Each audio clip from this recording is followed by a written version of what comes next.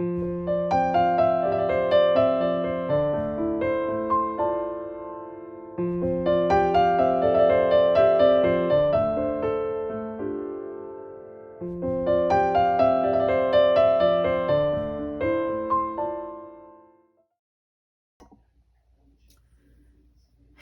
guys, I hope that you guys are all doing well. I'm on today because I was recently reading some blogs, and I happened to run across one blog in particular. It's called Flutter by Atomic Butterfly, and I saw this card showcased. Now, I went immediately to Paper Tray Ink and I was like, okay, I'm going to purchase these items to recreate these cards. And when I got over there, I was like, wait a minute. I have wood slices. I have a set that has some bumblebees. I have plenty of dies that have foliage and greenery. I have some layered florals. I have some ink that I can do some backgrounds with. I'm going to shop my stash and see if I can recreate this card. So kind of casing this in a different type of way. So I pulled from the items that I have in my stash, and I wanted to come and share with you all what I pulled, and then I'll share with you all the die cuts, and then I'm not sure if I'm going to share on this video the fully assembled cards, or if I'm going to release this and at a later time come out with the fully finished cards. But at any rate, let me pull what I shared. Now in the card, you'll see that it has the, like I said, the wood slices. She has a couple layered bumblebee there. She has some layered florals, some miniature florals, the die cuts for foliage and greenery. So here's what I used. For my miniature flowers, I used this spellbinder set. It's called Build a Spring Birdhouse. I used these tiny florals. From this side order by Tim Holtz, this is the Vault Floristry. I used these sprigs, these leaves, this one, and that one. Those are the ones that I cut. Now, I'm going to skip this one for a second. I had wood slices. Now, this set that Paper Tray Ink has two size variations, but I didn't have two, but that's okay. I'm going to use the one that I do have, and this is called Wood Slices by Tim Holtz. I pulled this die set. This is called Friendly Florals Die by Concord and Ninth. I use the cone flowers here, the leaf here, the leaf here, the leaf here. They have a tiny layered bumblebee there, and then they have one here. So I cut all of those out, and I wanted to get some different shaped florals. I'm sorry, some different shaped foliage. So I pulled out this Maker's Movement die. It's called Winter Foliage, and I wanted to use these two, this, and this one. Now, I had this die set for many years. No, I won't say many years. I've had it at least 2 years. I've never cut into it. So a word of advice for you, if you buy in bulk or if you buy and don't create right away, at least pull your stuff out to make sure that it cuts well. And if you have any discrepancies before you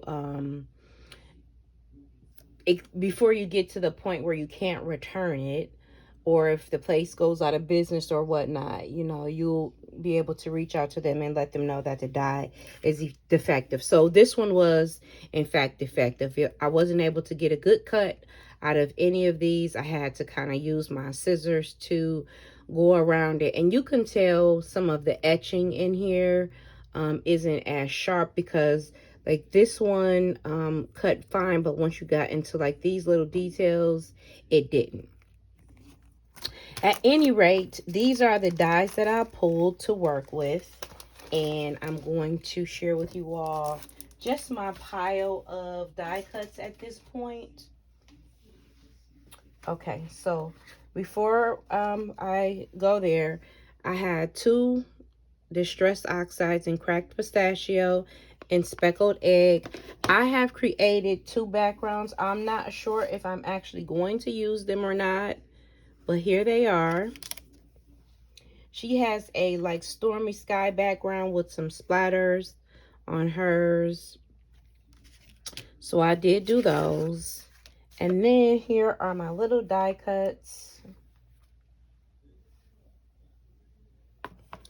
And I'll straighten you guys up and zoom you in just a second. Hang on a minute. Okay, so here are my little die cuts. Here are my tree rings. I have 4 of them. I intend to make 2 cards. Here is the foliage that did cut. Like I said, it took a little bit for me to get these cut out. And I don't like dies like that where I have to struggle with them. So I'm going to do some form of clustered work with these. So here is more of the greenery. I just cut it in different shades of green to give me some visual interest when I go to create my cards. These are the stems. And here are the longer stems, different colors. Some more leaves. Okay, and for the florals, this is the one from the Tim Holtz die set. I just cut it out in various shades of pink. This is my scrap busting. And I just popped them up on some foam dots. Here are my little cone flowers, which have been assembled.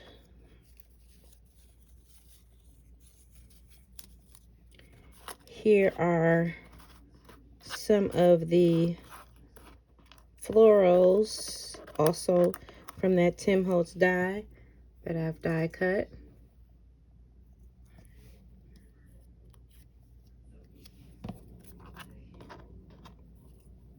Also from that Tim Holtz die cut. This is from the Honeybee Stamp die. And I have these little bees that I assembled. Now, these don't have any stripes to them. I might have to draw some stripes in, or either leave them blank or not use them at all, which is always an option. And then here are the ones that are fully assembled. I probably can make like at least 5 cards with what I've die cut, to be honest. But I was thinking that no matter what, springtime is coming up, God willing, and I'll be able to use these in other projects and just in case.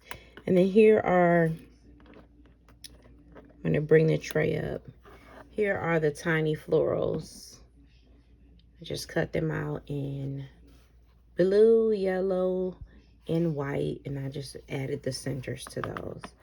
So this is my little standpoint right where I am now. And like I said, I'm going to use these to create some projects, and I'll come back and share with you all what I've created. So if you find this idea pretty cool and you've done it before and you have a video, tag me. And if you think this is cool and you haven't done it before and you'd like to try it, tag me also, and let's see what we can create with things we already have, inspired by things that we want but don't need to add to our inventory. All right, my friends, I'll catch you guys in a minute or two, and I'll see you soon. Be blessed.